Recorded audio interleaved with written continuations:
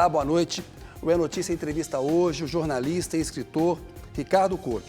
Ricardo Couto é um dos maiores jornalistas do Brasil, tem mais de 20 livros escritos. Trabalhou nas principais redações do país, no Estado de São Paulo, na Folha de São Paulo, no Jornal do Brasil. Também trabalhou em televisão como diretor ou repórter. Posso citar aqui TV Globo, TV Bandeirantes, CNT. Ele foi assessor do presidente Lula em 3 campanhas presidenciais, 89, 94 e 2002, a que levou Lula lá para o Planalto. E aí ele foi secretário de imprensa e divulgação do Lula nesse período, trabalhou lá. O Couto tem reportagens históricas, uma delas tinha o título Mordomia, que era sobre os privilégios dos funcionários no governo Geisel. Isso irritou muito a ditadura militar. Tem uma série famosa dele também sobre Serra Pelada, que foi aquela corrida do ouro nos anos 80, ali no sudeste do Pará. Enfim, o Ricardo Couto dispensa apresentações e eu tenho a honra de ser amigo dele. Ricardo, boa noite para você. Boa noite. Você está com a memória boa, hein? Na luta, né, Ricardo? Na luta. Ô, Ricardo, eu queria começar falando um pouquinho da sua infância ali. Você aprendeu alemão antes de aprender português. Como é que isso acabaria te levando para o jornalismo? Essa história, como todas as histórias, quando a gente fica velho, é meio comprida, né? Mas o meu avô materno era jornalista, né? E eu não conheci, porque ele morreu durante a guerra. Meus pais são refugiados de guerra, né, que vieram depois da Segunda Guerra para o Brasil. E eu ouvia contar muitas histórias desse avô, sabe? Era meio herói da família, então eu achava interessante a vida dele, né? E eu não sei como é que foi que eu escolhi essa profissão aí, mas eu sei que eu comecei em banca de jornal, né? De tanto que eu gostava de jornal, e aprendi português, porque eu falava, em casa só se falava alemão, a escola era alemã, o clube era alemão, né? Então eu aprendi português lendo o Estadão, que meu pai assinava, né? E depois, por coincidência, muito tempo depois, com 18 anos, eu acabei indo trabalhar no Estadão. Foi o primeiro jornal da grande imprensa, né? Depois... Porque antes você trabalhou num veículo de bairro lá em Santo Amaro, não foi eu comecei em 64 em jornal de bairro. 64 é um ano inesquecível, né? Eu sou contemporâneo do golpe. Pois é, você está com 76 anos agora, Isso. né, Ricardo? Está com 60 anos de jornalismo. Isso. Ou seja, começou aos 16. Foi esse trabalho no jornal de bairro e depois começou mesmo na grande imprensa, no Estadão, aos 18 anos. O Couto, o Lira Neto, que é escritor e jornalista, ele publicou um e-book agora, que o título é o seguinte: Ricardo Couto, um contador de histórias. É um livro do Centro de Memórias Brasileiros do IREE, que é o Instituto para a Reforma das Relações entre Estado e Empresa, né? Uma organização que busca melhorar o debate público, políticas públicas, o diálogo entre o setor privado e o setor público. Por que você se define, Ricardo, como um contador de histórias? Eu acho que o repórter é isso. O repórter é isso. Né? O repórter é um contador de histórias. Eu devo ter ouvido essa definição de um dos meus mestres, ou do Zé Hamilton Ribeiro, ou Dálio Dantas, eu não sei qual deles, eu confundo muito, né? Mas um deles falava assim: o que é um repórter? Repórter é um cara que pergunta, né? Pergunta para quê? Para descobrir as coisas e para poder contar depois para os outros. Então, nós somos contadores de histórias. É o rascunho da história que o jornalista faz, né? Depois os historiadores juntam aquilo ali, mas a matéria-prima, né? O rascunho, é o trabalho do repórter. É isso. O repórter não tem tese, o repórter não sai para comprovar uma tese. Ele tem que escutar e ver o que aconteceu. Aliás, nem deve ter tese. Nem deve ter tese. Porque de uns tempos para cá está acontecendo o contrário. A redação define uma tese e o repórter vai atrás para confirmar aquela tese. Vai caçar aspas que fala. Procura alguém que concorda com essa ideia. Então, isso aí começou na revista Veja, muitos anos atrás, e virou uma praga, né? Então, o jornalista hoje pouco pergunta, né? Ele mais afirma. Isso. Ele fala um monte de coisa e depois pergunta para o entrevistado: você concorda? Concordo. Aí está feita a matéria. Ô, Ricardo, tem uma matéria sua que eu citei há pouco na abertura, de 1976, no Estadão, que assinada por você, que é assim vivem os nossos superfuncionários.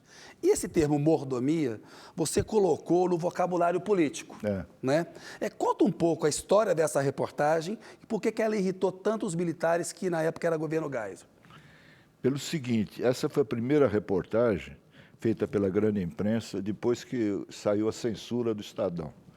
Quando o jornal fez 100 anos, os militares do Geisel tirou a censura prévia que havia no Estadão desde o AI-5, né?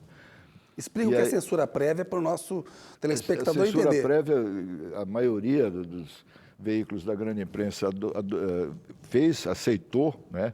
E um dos poucos jornais que não aceitou foi o Estadão, que obrigava o censor a ir lá na redação para cortar. Então, a ordem que a gente tinha, ó, a gente faz a pauta, faz a matéria como se não existisse a censura. Depois eu trabalho com eles. E por isso o Estadão tem o melhor arquivo daquela época, porque tudo foi escrito, né? Os originais ficaram lá. Então, é um fantástico acervo que o Estadão guardou da época da censura prévia, né? Bom, aí... E curioso, porque o Estadão apoiou o golpe, mas... Sim, né? sim, é bom, sempre bom lembrar. Como um todo. Não só apoiou, como participou. Isso. Né? Porque, na verdade, aquele foi um golpe cívico-militar. Né? Em 64. Empresários, principalmente de São Paulo, do Rio de Janeiro e tal, tiveram uma participação ativa, né, no planejamento e deflagração do golpe. Né? O Estadão participou diretamente disso. Né? E depois foi o primeiro jornal a romper com os militares, ainda antes do AI-5, né? Que eles achavam que ia ter eleição. Né? Em 65, acho que tinha uma eleição marcada para presidente. Estava prevista uma eleição. O Lacerda, o Juscelino, eles queriam ser candidatos. Todos eles dançaram. Magalhães Pinto. O Lacerda era candidato do Estadão. Isso. Né? Só que quando eles viram que não ia ter eleição tão cedo, aí eles romperam com os militares. E quando a censura saiu, o diretor do jornal, um grande jornalista chamado Fernando Pedreira, me chamavam lá de Ricardinho, que era jovem na época, falou, bom, agora que não tem mais censura, nós vamos contar tudo o que está acontecendo nesse país. Começa por aqui. Aí me mostrou uma reportagem que saiu ou no jornal New York Times ou na revista New Yorker, não lembro direito, sobre os superfuncionários da União Soviética, né? Os privilégios dos superfuncionários. Ele falou, lê isso aqui porque aqui no Brasil está acontecendo tudo igual. Só que eu não falei para ele que eu não sabia inglês, aliás, não sei até hoje. Né? Mas eu peguei a matéria e mostrei para algum colega que me explicou do que se tratava. E veja como é que as coisas vão e voltam. Né? O título foi esse que você falou, Assim Vivem os Superfuncionários. Os nossos superfuncionários. Agora se voltou a falar disso, agora esses dias aí que o governo tem que cortar despesas, os supersalários são dos superfuncionários. Né? Uma casta que se formou a partir do regime militar, mas não eram só militares, eram militares e civis. E de lá para cá, quanto tempo já faz isso? Sei lá, mais de 40 anos, os privilégios aumentaram. Porque os salários nem tanto. Isso é que é 48 incrível. anos tem essa reportagem. 48 anos. 48 né? anos. O que aconteceu foi o seguinte, os salários, eu trabalhei lá em 2003, 2004, eram baixos os salários do primeiro escalão do governo, eu trabalhei. Né? Depois melhorou um pouco depois que eu saí, mas no começo era muito ruim. O que pesa mesmo são os penduricalhos, são os superpenduricalhos que foram empilhando desde aquela época até agora. Então está cheio aí de gente do judiciário ganhando mais de 100 mil, 200, 300 mil por mês, militares, generais, sabe, ganhando os tubos, né? Porque tem um teto do funcionalismo, é bom explicar isso, né? Que atualmente é R$40 mil, é o salário do ministro do Supremo Tribunal Federal. Só que ninguém ganha só o salário. Todo mundo tem penduricalho. Tem de tudo, auxílio funeral, auxílio mudança, auxílio paletó, cursos que fazem. Os militares fazem cursos no mundo inteiro, tudo pago pelo Tesouro Nacional. E cada curso que eles fazem dá um aumento de salário. A farra das diárias também, tudo isso. Tudo. Aposentadoria especial. Isso. Né? Então, agora, você vê, 48 anos depois, estão querendo mexer nisso aí. Eu acho muito difícil. E o mordomia na época? A mordomia foi o seguinte, era uma rubrica que tinha no Diário Oficial, porque eu comecei a fazer a matéria pelo Diário Oficial, uma dica do Roberto Saturnino Braga, que foi senador, morreu agora esses dias, né? Amigo do Fernando Pedreira, que me deu a dica, falou, procura um negócio que tem no Diário Oficial, chamado Mordomia. Que era uma rubrica sobre as compras para os militares e para os ministérios e tal. Ali que apareceu aquelas toneladas, né, de camarão, de filé mignon, tudo picanha e tal. Que tem até hoje, tá cheio por aí.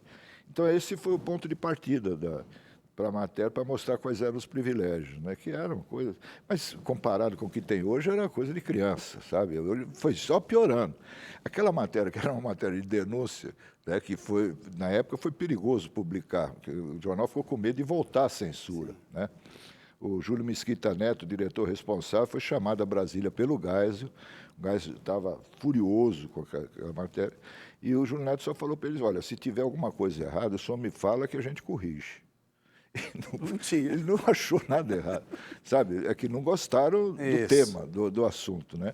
E de lá para cá, quem não tinha passou a ter mordomia. Foi isso, democratizou a mordomia pelo Brasil inteiro. Então, hoje, qualquer Câmara de Vereadores, qualquer estatal, qualquer empresa pública, todo mundo tem as suas mordomias. Aliás, Brasília, onde você mora, né, é a capital mundial da mordomia. Ali tem mais carro oficial do que carro civil, né? É impressionante. Como o Brasil, em algumas coisas, progrediu muito dessa época para cá, muito, na área social principalmente, e em outras, regrediu muito também. Essa coisa do super salário, você tem toda a razão. Sobretudo castas no judiciário, no Ministério Público. Ô, Ricardo, outra série muito bacana, dessa eu me lembro bastante, que em 76 ainda não acompanhava a imprensa diariamente, mas a partir dos anos 80 eu já acompanhava, era a Serra Pelada. Você foi para lá, se descobriu ali bastante ouro numa região no sudeste do Pará, e aquilo desencadeou uma corrida do ouro, que parecia o Velho Oeste. As fotos, né, parecia um formigueiro, aquela coisa toda.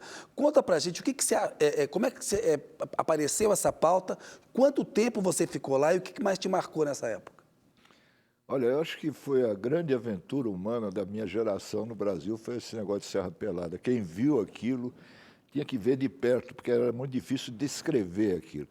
Que, no fundo, era uma grande grota, um enorme buraco, né, onde 100 mil homens garimpeiros subiam e desciam as escadas precárias, conhecidas como adeus mamãe, carregando sacos nas costas, que eles pegavam a terra lá do fundão e levavam nas costas, subindo aquela escada para depois lavar o ouro, quer dizer, lavar o cascalho, né, e encontrar o ouro. Algumas fortunas foram feitas, mas a grande maioria só pegou doença. E o pouco que ganhavam, gastavam na zona, quando iam para Marabá, né, que é lá no sul do Pará. Aliás, tinha uma casa de prostituição na entrada de Serra Pelada, né, que foi se desenvolvendo, né, e surgiram outras casas, comércio, não sei o quê. E nas voltas que a vida dá, ali virou uma cidade, que ganhou o nome de Curiolândia, por causa do major Sebastião Curió, né, que foi da linha dura da ditadura. Linha dura da ditadura, que foi uma espécie de interventor em Serra Pelada, e antes disso tinha sido um dos líderes do Exército no combate à guerrilha do Araguaia, sim, que foi naquela região. Né? E aquele comércio, aquela zona que tinha na entrada do garimpo, na estrada, depois acabou virando uma cidade, e esse Curió acabou virando prefeito de lá. Você conviveu bastante com ele lá, né, Ricardo? Eu fiz muita matéria sobre ele, com ele, e fui várias vezes à Serra Pelada. Né? A primeira vez foi em 1980, eu fui um dos primeiros a entrar lá, que era perigoso para burro. Era perigoso chegar lá, porque só havia um monomotor que ia para lá, na floresta, né? E não havia uma pista de pouso. Isso já era pela Folha de São Paulo? Folha de São Paulo, Folha de São Paulo. Não havia uma pista de pouso, eles abriram lá... No meio da mata. Clarão, né, onde o avião... Aliás, a primeira vez que eu fui descer ali, era um piloto angolano, que mal conhecia a Amazônia, um maluco, né, porque só maluco que ia para lá. Né? A primeira vez que eu vi um avião buzinar, porque na hora que ele estava descendo, tinha um monte de gente naquele clarão andando lá de bicicleta, passeando, cara, ele ia atropelar todo mundo. Né? Aí ele meteu a buzina, mas ninguém saiu da frente, ele arremeteu e quase pegou no morro que tem em frente. Aí quase que termina a história aí, né? Fiquei lá uns 15, 20 dias, um negócio assim, subhumano. Como é que fazia para comer, para dormir? Como é que era? Na casa das pessoas? Negócio... Tinha um hotelzinho? Tinha uma pensãozinha? Não, tinha um abrigo da Vale, né? Essa companhia Vale é que descobriu, os geólogos da Vale que descobriram os garimpos lá, Carajás, tudo, sim, né? Então tinha alojamento e, como todo lugar do Brasil, tinha comida também para quem tinha dinheiro. Sim. Mas caríssima, você imagina. Sim. Né? Tinha frango sabe aquele frango que... Televisão de cachorro. Televisão de cachorro. Eu me lembro que eu comia muito isso lá, né? Mas tinha mosca, assim, os bichos que pegavam a gente à noite. Aí uma vez eu perguntei para um garimpeiro, como é que você chama esse bicho aí? Não precisa chamar, não, eles vêm sozinhos. Tudo. Acho que era Carapanã, uma coisa assim que chamava aqui. E era proibido bebida no garimpo. Né? Bebida e mulher, não podia entrar nem... Era uma área de segurança nacional. Intervenção militar lá do Major Curió. Major Curió. Mas quando o cara pegava algum ourinho, né, bamburrava, que falava, quando o cara pegava ouro, bamburrou, fulano bamburrou e tal, ele pegava aquela pepita lá e ia direto para a cidade para torrar o dinheiro na zona. Né? E embaixo, aí que está a origem da Curiolândia, os caras bebiam cachaça no gargalo. Eles estavam tão desesperados para beber que não pegavam no copo, eles pegavam garrafas e metiam direto, né? Era loucura, né? E depois, anos depois, eu voltei outras vezes e tal, eu fui com uma equipe de filmagem, que eles queriam que eu mostrasse lá como é que era, que já não tinha mais Serra Pelada, né? E aconteceu um negócio incrível, porque eu entrevistava todo mundo. Eu tenho esse hábito, sabe? Eu gosto de conversar com anônimos, né? Eu não sou muito chegado em autoridades, celebridades, eu gostava de falar com os anônimos. E tinha um personagem da primeira matéria, que o apelido dele era Índio. Eu estou andando lá para aqueles buracos ali para mostrar como é que era, e eu ouço um cara chamar meu nome. Porra, aqui? Aí eu olhei e falei, o que foi? Falei, pô, você não lembra de mim? Eu sou índio. Eu ia lembrar, pô, eu tinha entrevistado centenas de pessoas. E aí foi uma tragédia, porque liberaram o garimpo, aí entraram mulheres, entraram aventureiros de todo tipo lá, passou a ter muita doença, epidemia de lepra, de AIDS, de tudo quanto é coisa ruim. E eu me lembro que quem estava no Ministério da Saúde era o José Serra, né? que eu conhecia bem de São Paulo. Governo Fernando Henrique. Tempo do Fernando Henrique. Aí eu liguei para ele e contei o que estava acontecendo em Serra Pelada, né? Tinha gente morrendo ali sem assistência nenhuma, foi abandonado aquilo lá. E ele realmente mandou médico, enfermeiro, mandou um monte de gente para... Eu conto isso para mostrar que o jornalismo pode ser uma coisa boa também, para o bem. Que não é só a denúncia, não basta você denunciar uma situação, você tem que procurar, na medida do possível, a solução. Serviço público, função social do jornalismo. Eu acho, você usou uma palavra agora que eu costumava usar em palestras, debates e tal. O jornalismo é um serviço público. Mas não serviço público de funcionário público, é serviço público para o público. Isso, tem uma função social. Exatamente, tem que ser isso, senão não é jornalismo. Ô, Ricardo, e as diretas já? Que foi um movimento importantíssimo em 1984, teve a votação da emenda Dante Oliveira, a gente sabe que ela não ganhou, teve a votação no colégio eleitoral, o Tancredo se elegeu ali, mas aquilo já no finalzinho da ditadura mobilizou muito o país. Como é que nasceu essa ideia e qual que é a importância das diretas já? Eu acho que as diretas já, para começar pelo fim da pergunta, foi um divisor de águas na história brasileira recente, da nossa época, né? Entre a ditadura e a democracia. E eu vi isso começar lá nas origens, nas periferias de São Paulo, nas comunidades de base, nas igrejas, nos sindicatos. Havia uma insatisfação muito grande da população que não sabiam expressar exatamente. Tinha um monte de movimentos, né? Movimento pela anistia, movimento contra a carestia, por ônibus, por saúde, enfim, vários movimentos e tal. Mas não havia nada que unificasse isso, né? E nessas conversas é que foi surgindo a ideia de ter uma coisa uma bandeira, né, que pudesse unificar essas lutas do movimento social. Você era jornalista da Folha nessa época? Hein? Era jornalista da Folha, né? Mas eu já era muito metido, né? Eu não era só repórter, né? Eu queria participar, né?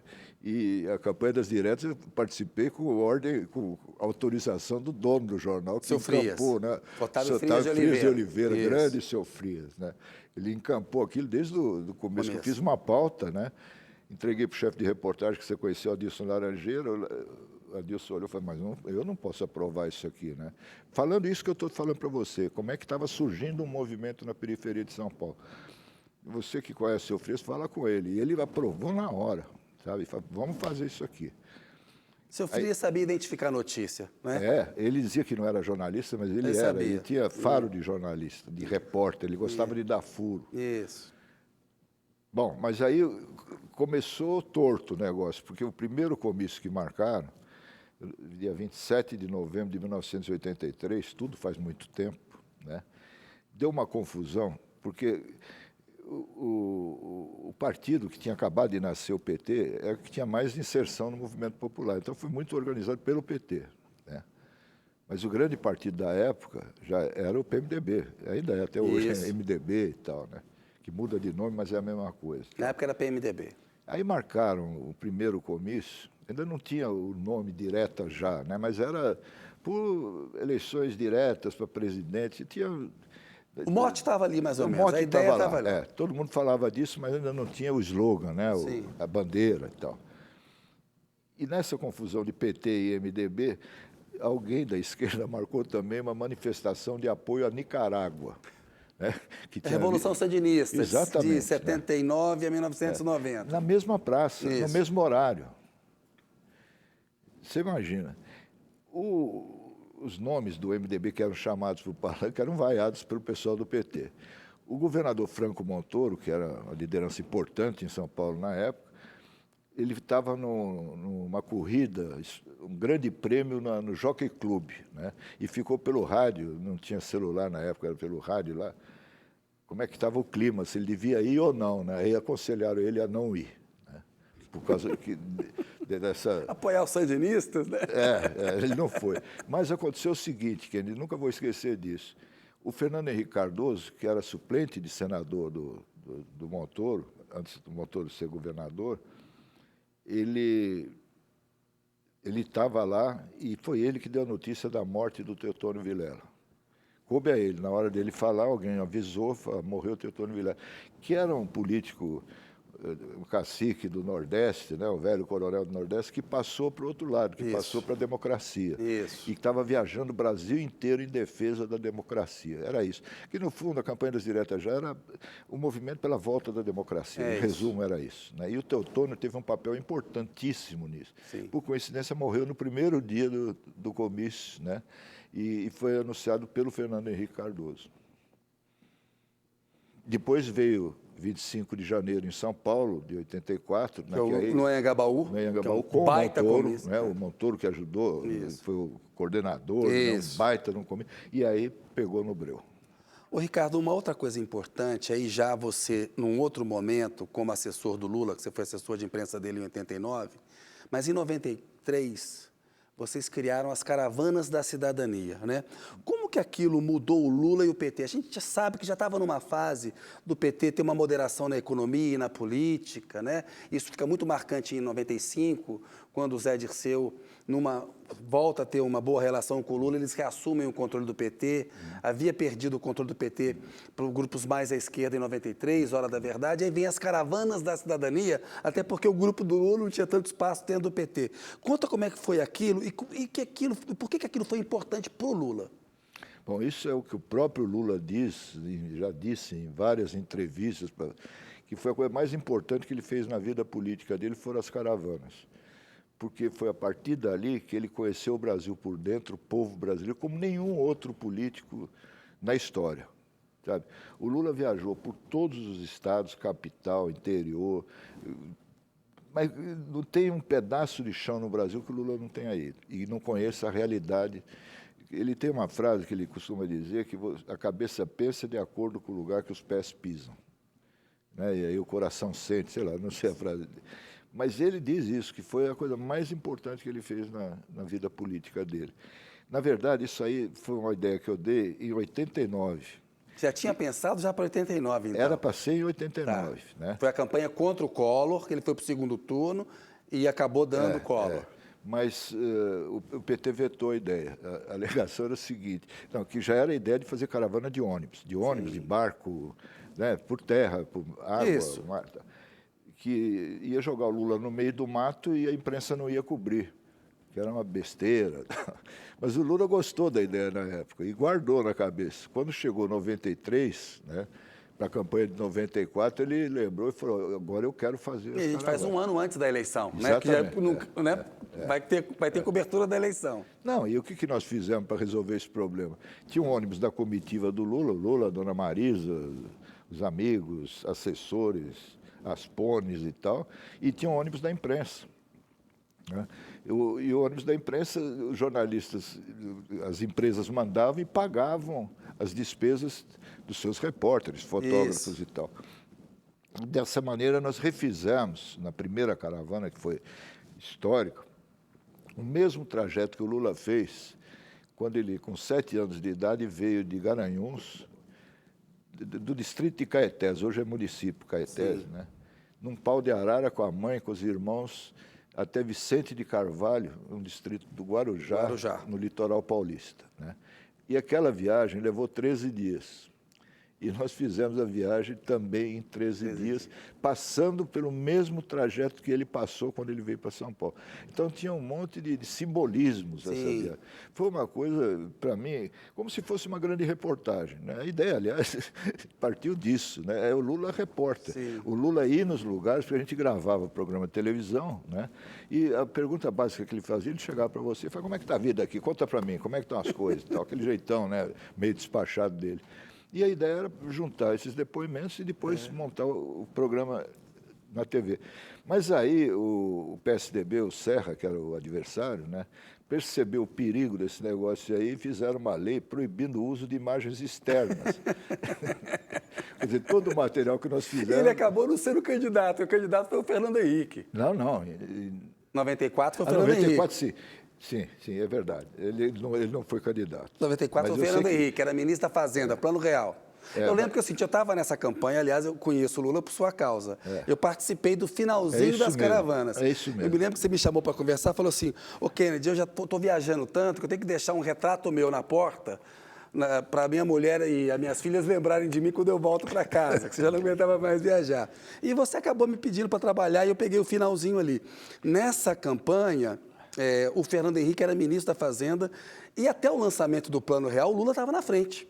Era uma campanha que ele tinha disparado na frente. Estava 40-20 e depois inverteu 20-40.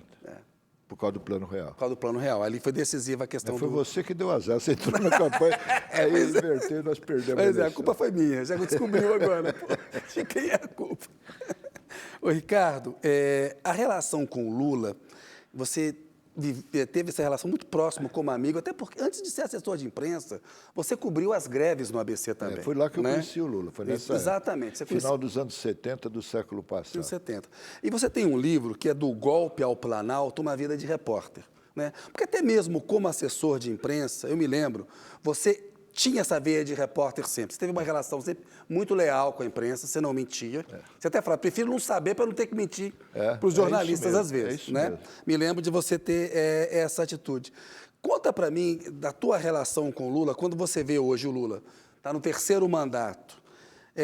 O que ficou daquele Lula que você conheceu e o que mudou nessa trajetória que o Lula melhorou ou piorou no seu entender? Gonzalo, eu fiz essa pergunta ontem para o Roberto Calil, né, o médico, que é médico do Lula desde o primeiro ano de governo, né? Tratou dele agora, nesse acidente doméstico. Eu perguntei isso para ele, o que tinha mudado na saúde do Lula do primeiro mandato para agora, né? Mudou que ele está mais velho, mas o resto continua tudo igual. Eu poderia dar a mesma resposta. Sabe, o Lula não muda, ele é um cara, ele é teimoso, obstinado, então dificilmente ele muda de ideia. Mesmo quando a ideia está errada. E a gente brigava muito, você sabe disso, né? Nem tudo que o Lula falava estava certo. Isso. E a função do assessor não é ficar batendo palma, tapinha nas costas. É alertar, né? Que isso aqui pode dar cagada. Né? O VDM, o Ministério do VDM, do Vai Dar Merda, que o Chico Buarque queria criar. Exatamente, né? Foi a ideia do Chico Buarque, que infelizmente ainda não foi adotada essa ideia. E era mais ou menos esse o papel do assessor, né? Eu não sei como é que é a relação do Lula hoje com a imprensa, né? Isso faz mais de 20 anos que eu não trabalho mais como assessor dele, né? Eu saí em 2004. Isso. 2004. 20 anos, então. 20 anos exatamente, né? Então, eu imagino que muita coisa deve ter mudado. Mas uma coisa que não mudou, quando tem problema no governo, o Lula bota muita culpa na imprensa. Não que a imprensa seja santa, não estou... Isso. Sabe, eu tive muitas discussões por causa disso. Mas não adianta você brigar com a imprensa, você xingar, né? Ou xingar adversário, também não adianta, porque o adversário está aí para te derrotar, pô. E a imprensa é o que ele é, você tem que disputar as coisas dentro desse espaço. É isso, sabe? aceitar as derrotas, como o Lula aceitou, 3 derrotas antes de ser eleito presidente, né? E tocar o barco. Uma coisa interessante que mostra como é que ele é, o primeiro governo, a gente se encontrava muito fim de semana ou no Alvorada ou na Granja do Torto, né? Jogava futebol lá e tal. E aí um dia ele falou para mim, olha, se tiver alguma notícia ruim, sábado e domingo, por favor, não me avise. Mas não podemos fazer nada. As revistas estão na banca, os jornais estão na banca, os telejornais já foram para o ar, o que eu vou fazer? Né? Vai me estragar o fim de semana. E ele realmente tinha razão, né? Até que chegou um dia, no fim de semana, que saiu uma matéria muito sacana no New York Times, que foi reproduzida em pedaços por alguns jornais brasileiros, e surgiu o caso do Larry Rotter, que foi a maior dificuldade que eu encontrei nesse trabalho como assessor, secretário. O Lula queria expulsar o Larry Rotter do país, né? Hein? O Lula queria expulsar os jornalistas do país. O governo queria, não só o Lula, né? Os principais ministros, todo mundo queriam matar o cara, queriam jogar ele no mar. Você e o doutor Márcio Tomás Bastos, na Justiça, ficaram contra. Me lembro que eu cobri isso na época. É exatamente isso, né? O Márcio Tomás Bastos, grande ministro da Justiça, estava no exterior. Aí eu me senti muito sozinho ali, sabe? Porque o Lula falava assim, você nem parece que é assessor de imprensa do governo, você parece assessor da imprensa. Eu falei, não, eu estou falando isso aqui, não pode fazer isso aí, porque isso é ruim, isso é contra o governo. É isso. Porque o cara, ele é casado com uma brasileira e tem filho brasileiro. É isso, é ilegal, não pode fazer. Você pode processar, mas você não pode expulsar. Isso. Sabe? E aí teve gente lá na reunião que falou assim, dane-se a lei. Porra, dane-se a lei, não. Não pode. Não dá. Né? Aí, nessa época, eu quase saí do governo, mas no fim deu tudo certo, porque o Márcio voltou, fez um acordo com o advogado do Larry Rotter, o repórter, autor dessa matéria, malfadada matéria. Sexta-feira... A matéria, a reportagem, ela era ruim, era uma matéria inconsistente, né? Atribuindo ao Lula hábitos de bebida e que aquilo poderia dificultar na presidência da República. Era uma matéria sacana. Não, e que ia morrer o assunto se o governo não fizesse essa comentasse. Não, porque no primeiro dia a reação no Congresso foi a favor e defesa do Lula, porque a matéria era irresponsável. Isso. Aí, com a essa resposta besteira, do Lula aí que virou agravou o contrário. Aí o cara isso. virou herói da liberdade de imprensa. É isso. Ô, Ricardo, e do jornalismo agora um pouquinho, assim, de quando você entrou para hoje, de quando eu entrei para hoje, mudou muito, né? A gente vê, quando a gente tinha tempo para apurar uma matéria, vendia para o jornal, você podia voltar com um furo de uma viagem, guardava, escrevia, aquilo ainda virava manchete. Você podia conversar com o ministro há 20, 30 anos, dava o retorno de tarde, saía no dia seguinte. Hoje você não pode guardar 5 minutos essa corrida e isso atrapalha a qualidade da apuração. Né? Porque muitas vezes não fica uma coisa bem apurada, você quase que publica a pauta. Assim, no seu entender, o que você destaca? Quais são as mudanças para o bem e para o mal? Porque para o bem também tem muita coisa, a imprensa ficou muito mais profissional também, num certo sentido. Como é que você vê? Para o bem é a parte da tecnologia. Tá. Né? Quando eu comecei, a gente mandava matéria dos lugares mais distantes por telegrama. Hoje o pessoal nem sabe o que é telegrama, né? Da Western, né? Telegrama, Telex, orelhão. Depois veio Telex, né? E depois veio fax e outros. Isso. E hoje tem tanta uma parafernália. A máquina de transmitir fotos, a chamada telefoto, era um negócio enorme. Trambolho. Um tremendo de um trambolho, né? Que a gente colocava geralmente na agência dos Correios, né? E eu me lembro em Fortaleza, quando morreu o Castelo Branco, estava cobrindo lá, nós fomos transmitir as fotos da agência dos Correios, onde eu passava os telegramas também, né?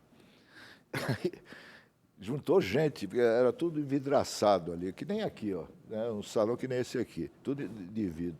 Juntou um monte de gente ali, né? Querendo saber o que era aquilo. Ninguém nunca tinha visto. Né? E fazia um barulhão, aquilo girando o rolo lá para passar as fotos.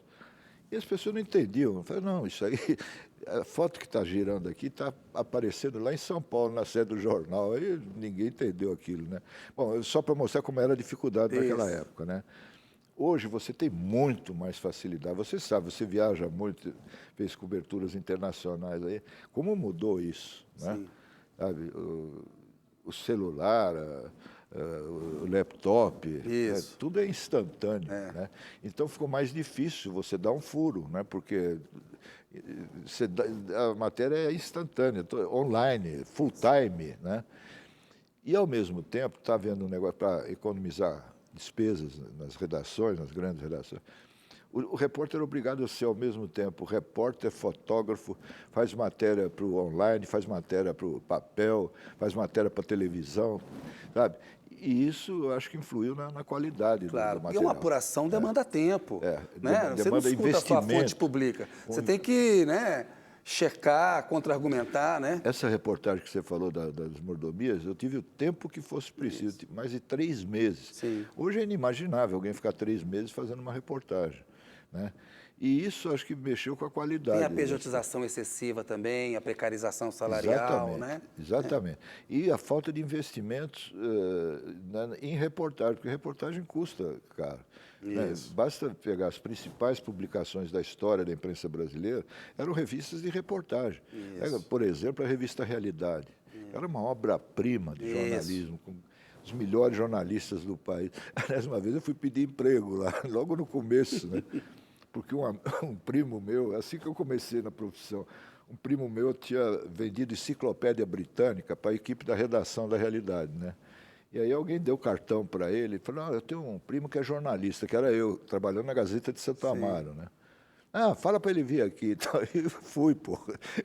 Cara de pau, tinha 18 anos, antes do Estadão, né? Mas fez bem, pô. Aí o cara falou, meu filho, aqui é só a seleção brasileira, você está começando, você tem que começar no jornal. Aí me deram outro cartão para falar no Estadão e acabei arrumando emprego no Estadão. Olha aí, valeu a pena ter ido na realidade. é.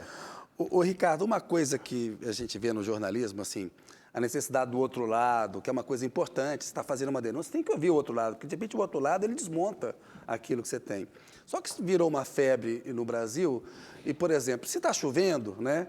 Você não precisa consultar o Ricardo Couto, que diz que está chovendo, Kennedy diz não está chovendo, e você faz uma matéria polêmica. Couto diz que chove, Kennedy diz que não chove. Não, você coloca a cabeça para fora e você escreve, né?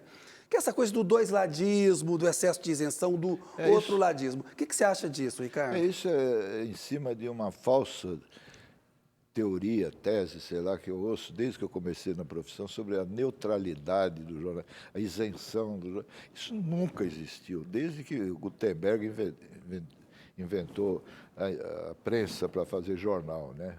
O alemão Johannes Gutenberg. Todos nós temos lado, né? Os políticos têm, os nossos patrões têm, todo mundo tem, né? É claro que aquilo que você escreve, aquilo que você vê, que te chama mais atenção, tem a ver com a tua história. Isso. Né?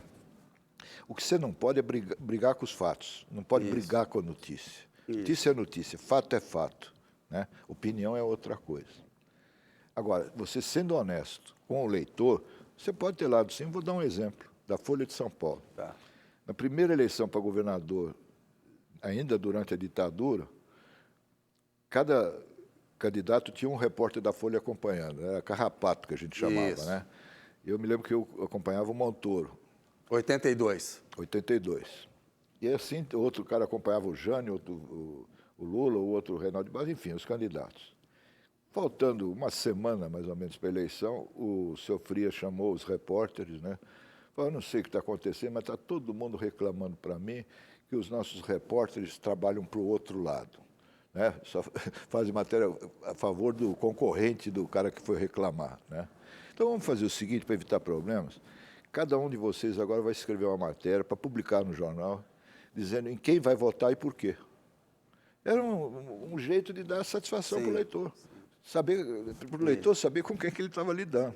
E foi ótimo, não morreu ninguém por causa disso, o jornal não perdeu credibilidade, pelo contrário, ganhou, né, porque foi honesto com o leitor. É isso.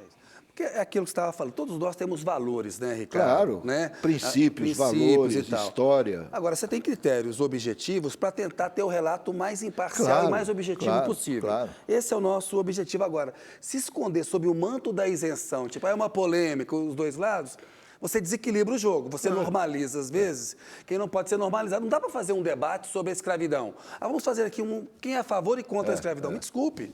Né? Não tem uma polêmica aqui. Quem é a favor ou contra energia elétrica e água encanada? Na pandemia, aquilo que o Bolsonaro fazia. Não tem uma polêmica, não tem uma... quem é a favor da forma como o Bolsonaro age na pandemia? Quem é a favor da vacina, quem é contra a vacina? Não existe. Né? Quem é a favor da terra redonda ou plana? Isso. Quer dizer, isso é uma enganação, é uma hipocrisia, eu acho. Na imprensa americana, todos os grandes jornais têm candidato e declaram isso em editorial. Isso orienta o leitor sabe. Né? E não dá para você cobrir da mesma maneira um candidato como Donald Trump e uma candidata como a Kamala Harris. Porque tem a história do jornalista, os valores, os princípios do jornalismo, mas tem também do personagem. Tá mentindo, então, histórias pois vulgares. Pois enfim. E se você trata da mesma maneira, você beneficia o ajuda a Trump. divulgar a mentira. Isso, é isso aí. É isso, a extrema-direita vive muito disso, e nós temos a nossa parcela de culpa. Você pega um exemplo como o Marçal, quem transformou o Marçal num fenômeno nacional fomos nós. Né? Ele estava bem nas redes sociais, mas era um anônimo, você nunca tinha ouvido falar dele, eu nunca tinha ouvido. Né? De repente, o Brasil inteiro ficou sabendo quem era. É porque era uma coisa diferente. E não dá para tratar da mesma maneira um cara como ele, né? E um candidato... É que ali havia uma notícia, a forma como você trata a notícia. Né? Então não tem como ignorar o fenômeno Marçal. Aquele cara explodiu. É novidade. Uma novidade. Precisava haver uma cobertura dele. Agora, a forma como a imprensa cobre é que eu acho que é o ponto que você estava falando. E nós temos uma ponta de responsabilidade nisso. Quando a gente fala do Marçal, do Bolsonaro em 2018, por exemplo, que foi normalizado na campanha. Exatamente. Né? Um deputado há 30 anos no Congresso Baixo Nacional, clero. baixo clero, fazendo discurso de extrema-direita contra direitos humanos. Né? Quando a gente olha o que aconteceu... Vamos começar 2013 e 2014, as jornadas de junho e julho, depois o golpe contra Dilma, que é o impeachment, e a eleição do Bolsonaro. A gente pega esses 10 anos.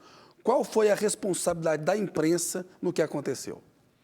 Bom, em primeiro lugar, foi não mostrar, durante a campanha, quem era Jair Bolsonaro. Acho que esse foi o grande erro. E começamos a achar engraçado. Tanto é que ele foi em muitos programas populares, ele era uma atração de circo, né?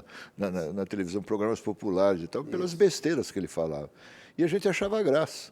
Eu me lembro que quando eu criticava, eu tinha coluna diária e tal, né? E criticava o Bolsonaro, amigos meus jornalistas falavam assim, porra, quando você está promovendo esse cara não vai nem para o segundo turno, não tem a menor chance, não sei o quê. Eu falei, não, nós temos que dizer quem ele é para ele não ir para o segundo turno, porque senão ele vai. E foi o que acabou acontecendo. Né? Foi uma surpresa para o país inteiro. Votaram com a pessoa que a maioria dos eleitores não conhecia.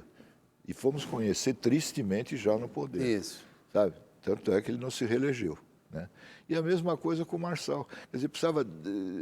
A imprensa mostrou coisas do Marçal. A imprensa mostrou. Vamos ser justos. Mas o espaço dado a ele foi um exagero. Qualquer coisa que ele fazia virava manchete, virava uma página. O espaço... Que é a coisa caça-clique também, a audiência. É claro. É uma coisa que te aprisiona, é um círculo vicioso. Você quer ver um exemplo? Agora, no fim de semana, o Trump foi vender, como atendente do McDonald's e tal, distribuir batata frita para freguesia e tal. Num primeiro momento, a imprensa cobriu aquilo como se ele realmente tivesse feito isso, não sei o que e tal. Ontem, a imprensa americana toda mostrou que foi tudo montado. Isso. Inclusive, aquela brasileira que apareceu lá, né, falando... falou para o Trump, né, como se já conhecesse há muito tempo. Espero que você não deixe os Estados Unidos ficar que nem o Brasil. Sabe? É tudo armado. Então, aquilo era para ele mostrar que ele não perseguia todos os imigrantes. Tudo armado, tudo armado. Tudo armado. Então, se você não mostra a armação, você está colaborando, contribuindo com ele.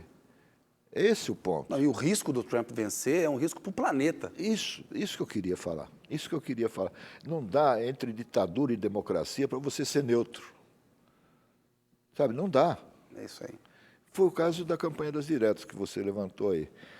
O que o seu Frias, o publisher, agora é publisher do jornal, o dono do jornal, né? Meu velho amigo Frias, percebeu ali, que era um momento histórico do país. E o jornal tinha um papel histórico. Isso. Sabe? Ele não teve vergonha de escolher um lado. Ele ficou do lado da democracia, das diretas. E foi o grande momento do jornal.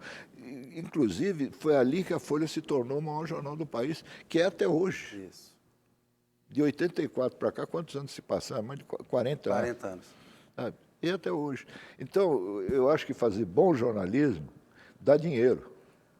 Sabe? Vale a pena. Sim. Vale a pena investir em reportagem, em boas causas. Sabe? Tem muita gente que é contra, eu respeito. Tem gente que acha que jornal não tem que ter causa. Não, a gente só informa parcialmente. Né?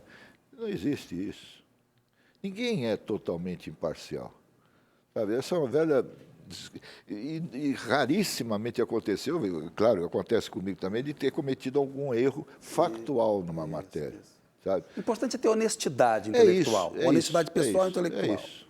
Ricardo? É ter credibilidade. Esse eu acho que é o maior trunfo de um jornalista.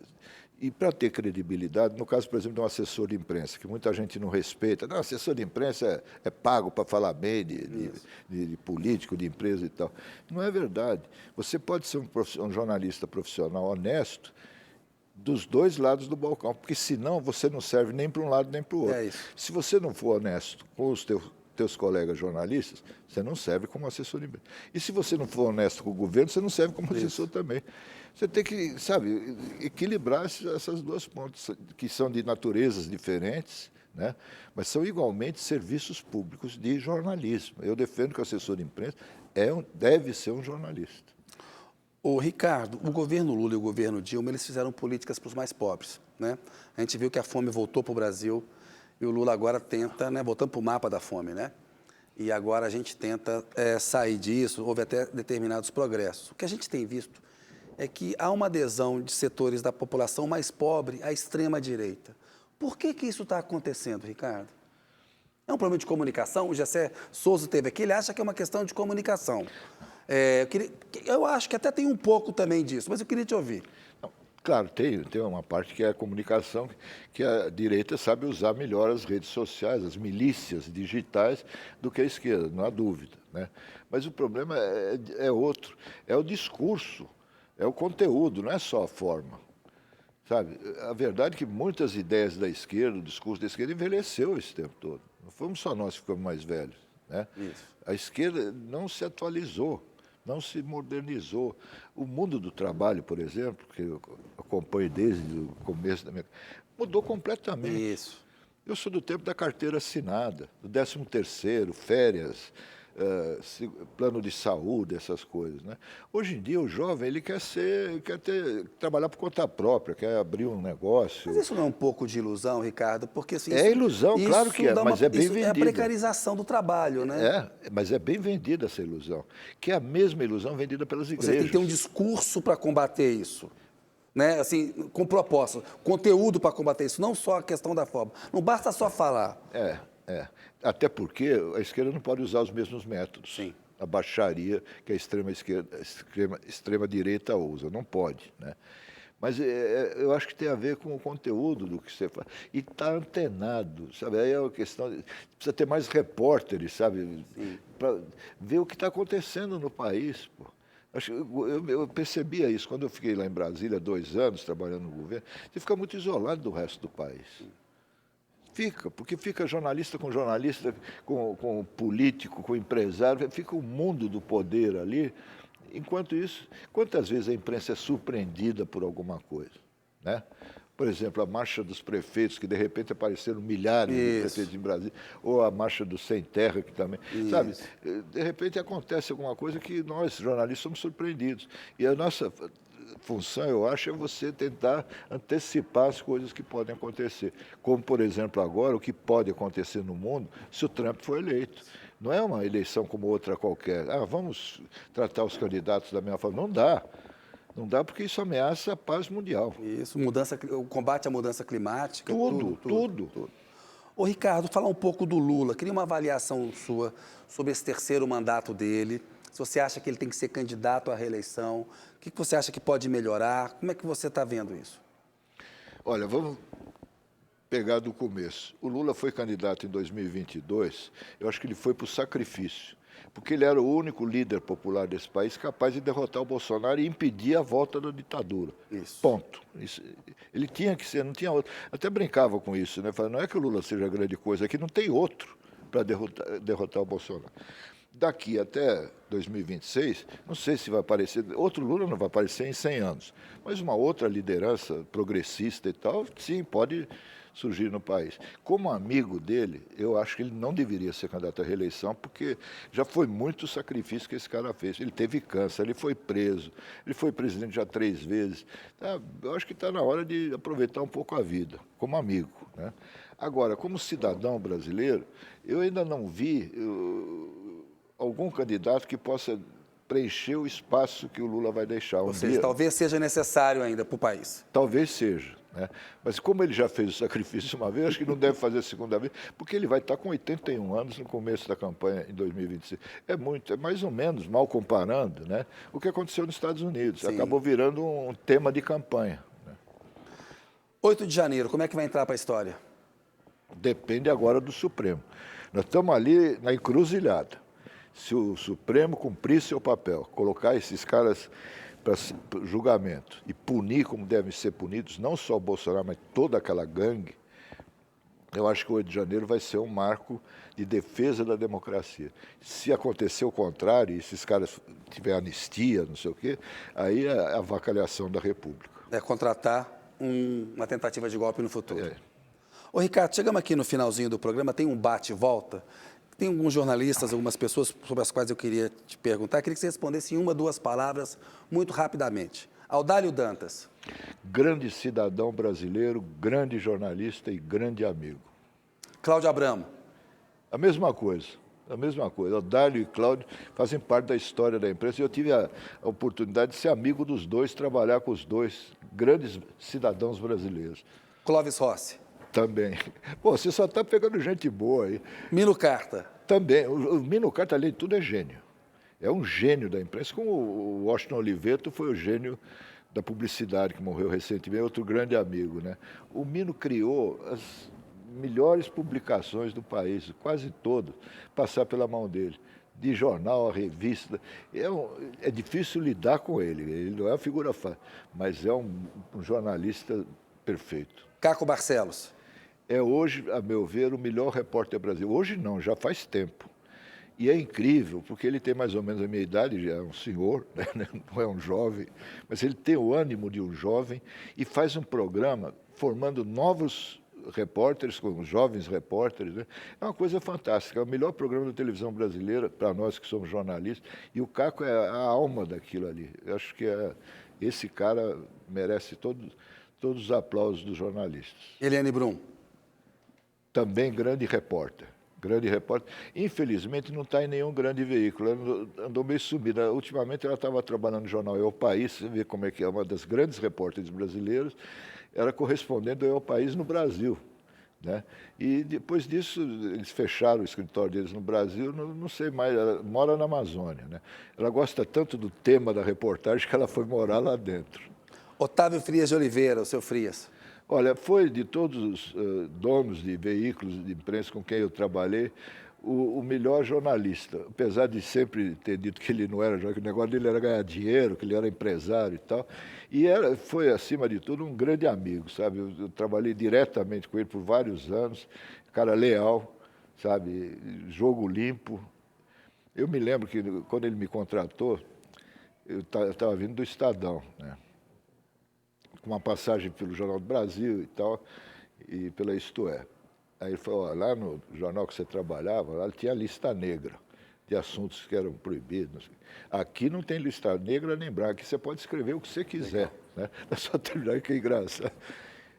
Você, por favor, só não escreva sobre a estação rodoviária. Eu falei, por que estação rodoviária? Eu não ando de ônibus, eu tenho carro. Eu falei, não, é porque é minha. E aquilo é complicado. Na luz ali, exatamente. Ô, Ricardo, Jair Bolsonaro. Olha, o programa está tão bom, estamos falando de tanta coisa boa, então que eu preferia não falar desse cidadão. Isso é a pior coisa que aconteceu no Brasil, enquanto eu me conheço por gente, da história recente do Brasil, não teve nada pior do que esse cidadão. Lula. É um dos 2 grandes líderes políticos do Brasil no último século. Né? Nós tivemos o Getúlio Vargas e temos o Lula. Os 2 foram os que mais fizeram em defesa dos trabalhadores. Eu, como sempre fui trabalhador assalariado, eu sou muito grato aos 2, porque se hoje nós temos alguns direitos, devemos a eles. Ricardo Couto. Um cara legal, boa gente. Atesto isso aí. Ricardo, boa noite para você. Valeu, velho. Obrigado. Você também é. Obrigado, valeu. Tamo juntos, uma honra. Pessoal, aquele abraço, muito obrigado. Agradeço a audiência. Até a semana que vem.